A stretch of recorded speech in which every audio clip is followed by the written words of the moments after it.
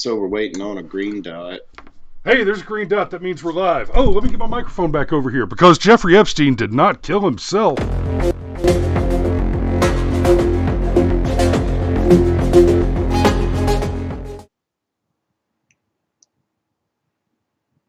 Dude, just go back. Well, How dare you? So we're having some technical difficulties there. Yeah, live show, man. Live show. How big are our nuts? Hey, man, doing everything live, that's hard mode. Like, we've talked before about recording these the night before so that if anything goes wrong, Chris can just edit out the bad parts. But nah, we're going to keep doing this on hard mode for a while. We want to talk to y'all. We're going to do this. We're going to keep doing this show like Kierkegaard does Jesus on Hurt Me Plenty. If it doesn't suck, you're not doing it right. So, Epstein didn't kill himself. And, well, we all knew that. Right? We were all pretty sure about that. Oh, but James O'Keefe, with the bombshell, Project Veritas came through again. I've had the story for 3 years. I've had this interview with Virginia Roberts. We would not put it on the air. First of all, I was told, who's Jeffrey Epstein? No one knows who that is. This is a stupid story. Okay, that statement right there. 3 years ago. What was happening 3 years ago? Hashtag me too. Evil Cheeto Drumpf won the presidency even though he's grabbing him by the pussy. So this would have been a super relevant story, don't you think? In fact, that's 3 years ago today. When was this recorded? A couple months ago? At that point in time, the election, the primary, was over. It was Donald Trump versus Hillary Clinton. And this statement, who is Jeffrey Epstein? No one knows who that is. Bullshit.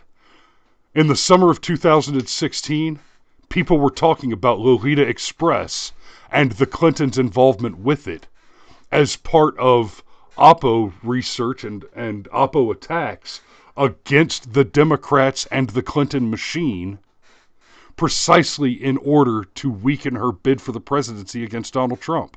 So we start right here. First of all, who's Jeffrey Epstein? We know that the leadership at ABC are liars. Right here. This moment right here. 3 years ago, the leadership at ABC said nobody knows who Jeffrey Epstein is, so the story is stupid. You're liars. And let's just assume nobody knows who Jeffrey Epstein is. Isn't that a good reason to report on him? Just a thought, just a little, Yeah, I mean, the top of my brain there. Yeah, nobody knows who Christopher Lowry is, but funny story. I'm not directly connected to the world's most powerful people and operating a pedophile island with flights on the Lolita Express. Nobody knows who I am, and to the national interest, I don't matter that much. Jeffrey Epstein? If nobody knew who Jeffrey Epstein was in 2016, which we've already established is a false statement. If nobody knew who that was then how in the hell is who he is not dramatically newsworthy information? I mean, that's part of the problem, though. So just a little bit of context. What this reporter is so frustrated about is PBS did a piece where they ripped all these other news organizations for not reporting on the Epstein thing. And she's frustrated because, and this is just my pet theory, taking some facts and some context and putting it all together. But I think part of what happened here is because there was the whole Me Too thing going on, and this story served an agenda. It fit a narrative.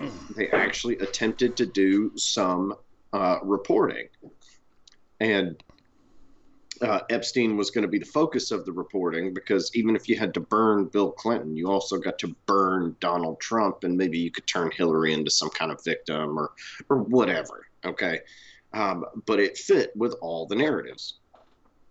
So they put this story together, and then the people at ABC are like, "Oh, Epstein, who's that? What's that? Nobody's going to care about this story." Yeah, nobody's going to care about the fact that there is a multi millionaire who's connected to basically every powerful person worldwide, operating a pedophile ring and having a bizarre island with some kind of satanic worship temple on it, where apparently you have sex with 15-year-old girls for funsies. Yeah, nobody's going to care about that story. No. So anyhow, she had actually done her job, put together this whole report, gotten one of Epstein's victims to come out of hiding. She apparently has all sorts of proof that even includes pictures that implicate Prince Andrew, and just, all sorts of really nasty stuff. I'm not even real sure we can go exactly into the details, because YouTube might just strike this video, because the details about what Epstein did are horrible. Think about the worst sorts of sex slavery that you can think about, and that's actually what Epstein was into and peddling, apparently, to people like Bill Clinton and Prince Andrew and God knows how many others. So they get this whole story put together. Her bosses at ABC basically poo-poo the story, make fun of her, and just totally put her down. And then they get contacted by Andy Borowitz, who apparently was representing Epstein at the time. They even get contacted by Buckingham Palace, and there's all this pressure to kill the story, which means you have a story. When there's pressure to kill a story, you have a story. And then it gets killed. And she's pissed because she knows PBS is right, because she knows that PBS ripping ABC for not properly reporting on the story is in fact correct. And she's mad because she had the story. She had the story years ago, and she hates having to go down with this ship. She actually did her job, and whoops, I guess not. I guess having 3 more years worth of victims was totally okay. So you would think that this would be basically the biggest story in the country, if not the world. But gosh, I've been looking at CNN's homepage. WTF, CNN? Oh, yeah. Local elections in Kentucky.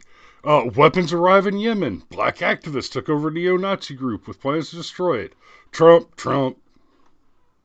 Trump, Trump, Trump, Trump, Trump, Trump, Trump. Trump's t-shirts. Oh, no, we're not talking about how the Democrat Party and their immediate influencers and interests murdered a man to cover up their deep, deep child-raping corruption. Yeah, man.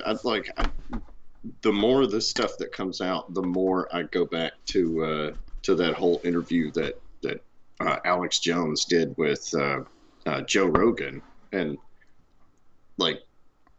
I'm coming to the Clockwork Elves thing, because part of what Epstein talked about, not Epstein, but part of what Alex Jones talked about in that interview is, in order to ascend in the circles of power, you get to a certain point where you have to start abusing children to be part of the club. Well, if you're committing statutory rape against 14-year-olds, I'd say that qualifies as abusing children in order to be part of the club.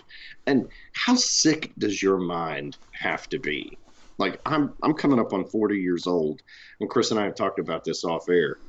There is this funny thing that has happened where women that are under about the age of 25 or so, even if they are quote unquote attractive, they're not that attractive to me, because they just look too young.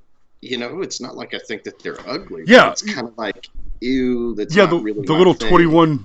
22-year-old college co-eds, even, like we're talking, you go to a Hooters and you're like, okay, I'm supposed to be here it's titties and beer. I'm supposed to be here to look at good-looking young women in scanty clothes. I'm looking around, I'm like, Jesus, girl, does your mama know you're out here? Yeah. I don't know how. Yeah, I mean that'd be like turning on the Disney Channel and getting aroused. Like it's And okay, let me just pause for just a second. I just want to say good morning, Gavin. Thanks for watching as often as you do, brother. We love you. And we got Michael of Cigarillo.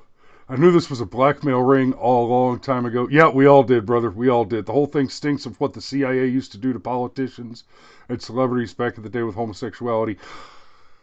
You know, okay. Saint Michael of Cigarillo. Can I call you Miguel? I'm just going to call you Miguel because my boy's name is we'll just that that's a scary thought. The whole thing stinks of what the CIA used to do to politicians and celebrities back in the day with homosexuality.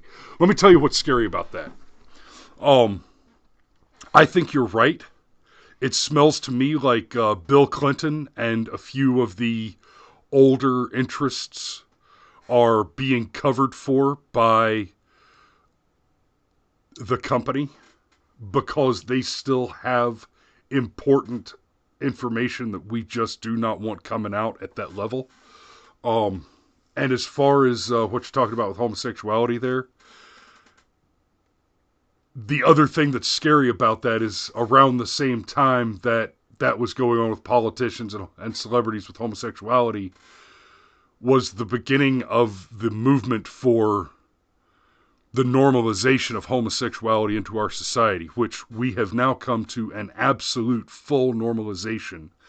And almost as if to celebrate the passage of Obergefell, we are now looking at the active, intentional normalization of pedophilia through things like the drag queen story hour, and the what is it, the MDS, the DSM, is it the DSM, the manual on what counts as psychological issues and what doesn't. We've seen that manual, just like it did many years ago, change the designation of homosexuality from a mental illness to a sexual preference. They've done the same thing with pedophilia. And frankly, on the question of homosexuality, I just don't care what two people want to do. consenting adults, my friends. Right. That is the key. But, I struggle with this sometimes because I know that on the question of pedophilia, I'm happy to end you myself. And I would not be intellectually honest if I did not ask myself, do I have the opinion that I have on homosexuality, which is that it's not important to me. It's something that is between two consenting adults, and I don't see any reason to interfere there. I certainly don't see any reason for the law to interfere there, but it would be intellectually dishonest for me not to ask myself the question, do I feel that way? Do I think that way? Do I believe that way? Because of the way it has changed in our society. Is it possible? And it would be, it would be intellectually dishonest of me not to ask myself this question. Is it possible that I would have feelings about homosexuality like those that I have about pedophilia if I were me in the 1960s? And, it's possible. The effect of social programming on a person is difficult to put your finger on. St. Michael, you make an interesting point, because when the whole gay marriage debate was happening, one of the things that people like me worried about was, okay, so what's next? Over the course of my entire life, there has been this thing called the civil rights movement, and there's this oppressed group, and there's that oppressed group, and there's this misunderstood group, and there's that misunderstood group. And every time you win a victory, well, you got to find the next group. If you're Al Sharpton and you're basically a race pimp, as soon as racism dies, you go out of business.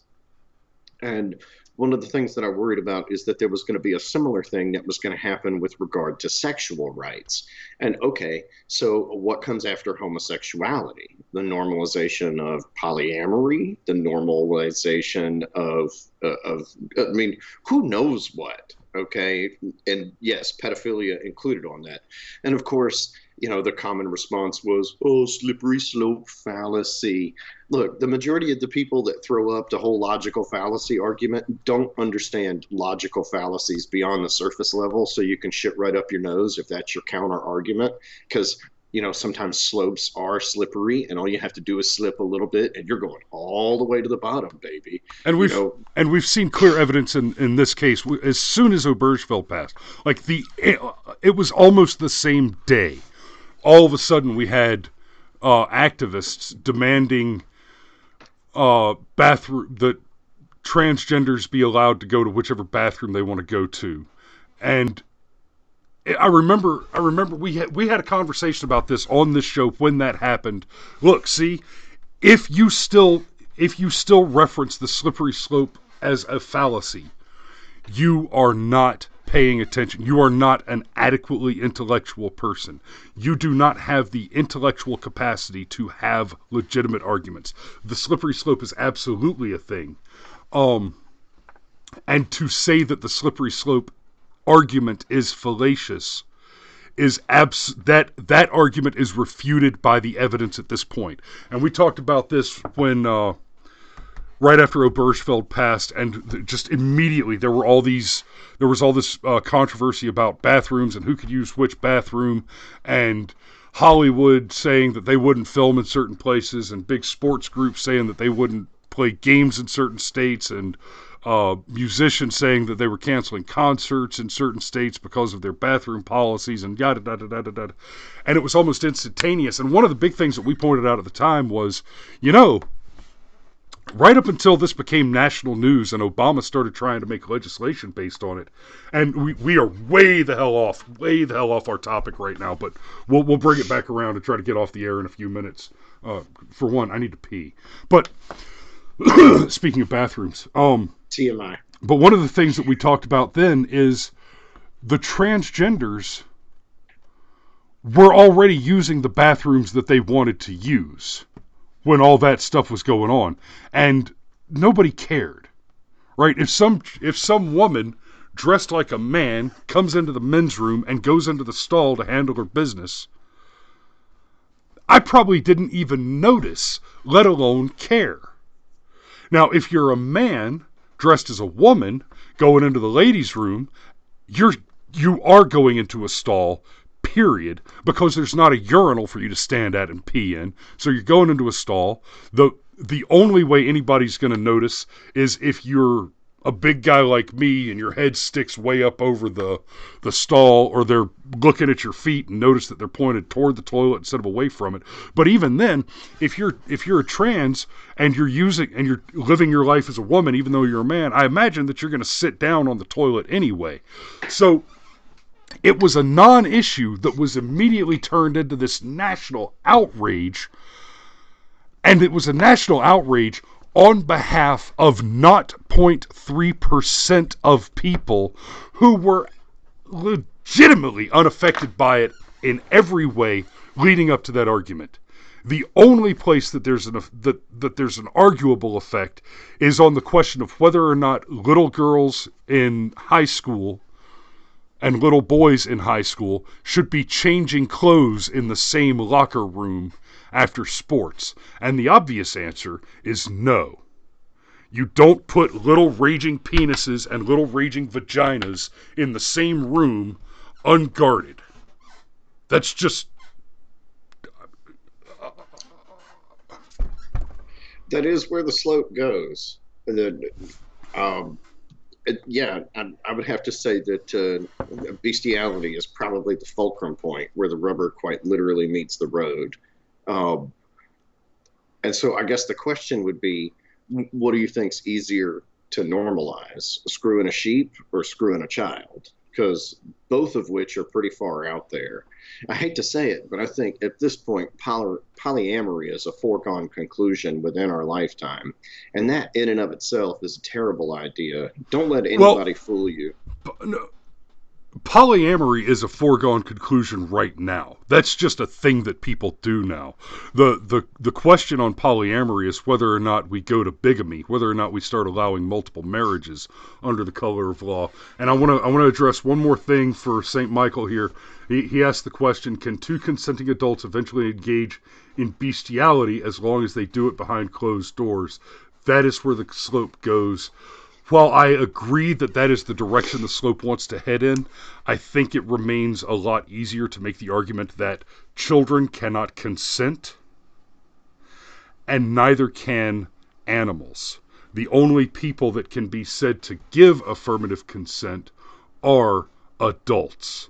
Now, that's a tricky question too. Can two 16-year-olds exchange affirmative consent and have normal sex that is not exploitative of one another? My opinion is generally yes on that one. I remember being a 16-year-old boy and being involved with some very enthusiastic 16-year-old girls, and some very enthusiastic 25-year-old girls. But the fact of the matter is, at that point, you are talking about two consenting, and I would go so far as to say that a 16-year-old, in most cases, should be treated as an adult. Yeah, if you're old enough to drive a car, which is basically, a 2,000-pound weapon if you choose to use it in such a way, I mean, you're not allowed to have sex with your boyfriend? That seems a little, kind of weird. But we're way the hell off topic, and we're over time now. The big takeaway today is nobody's talking about this. Definitely go watch Tim Pool's video and Steven Crowder's video on this. Crowder has already done a half-hour interview with James O'Keefe on this topic. The big takeaway is nobody's talking about it. We've got the comments from ABC. But I do want to point this out real quick. ABC's claim, based on the video, then the palace found out that we had... is that the report did not meet their strict requirements for journalism. Yeah. That there wasn't enough evidence to corroborate the claims within the strictures of their very tight journalistic standards. I would just like to remind you that ABC reported on the teenagers in MAGA caps that stared down the American protester during Washington Day rally. Okay, they reported on this, on nothing more than a badly out of context edited video that aggressively and actively lied about what happened there. And they tore these boys apart.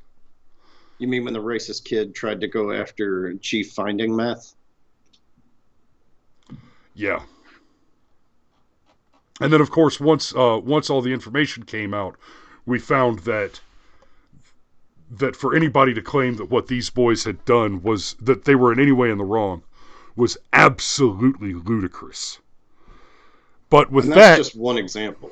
But with that, I've got some meetings to get out to, and I will see y'all tomorrow morning. Cameron, you got anything else before I hit the sounder?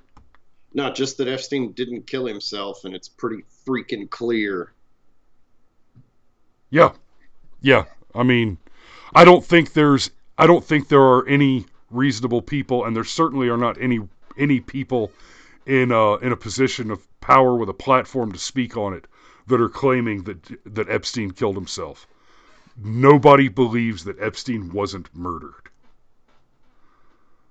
They're just not reporting it. It's funny, the internet that needs to be censored so desperately because of all that white nationalism floating around out there, magically. they're the people actually talking about this in honest terms. It's not on CNN's webpage, and I've already checked. It's not on ABC's webpage either. Correct. I wonder if that's because George Stephanopoulos knew Epstein personally. Nah, that couldn't have anything to do with it. All right, kids, it's time to go to work. We'll see you tomorrow morning. Oh, I like how the logo's still off center. Yeah, I don't like that at all. Yeah. Whoops. Live is hard mode. Live is hard mode. Okay, Yep. I fixed it. Should probably stop streaming. How dare you? I mean, we could stop streaming, but... There! I fixed it. We'll see y'all tomorrow.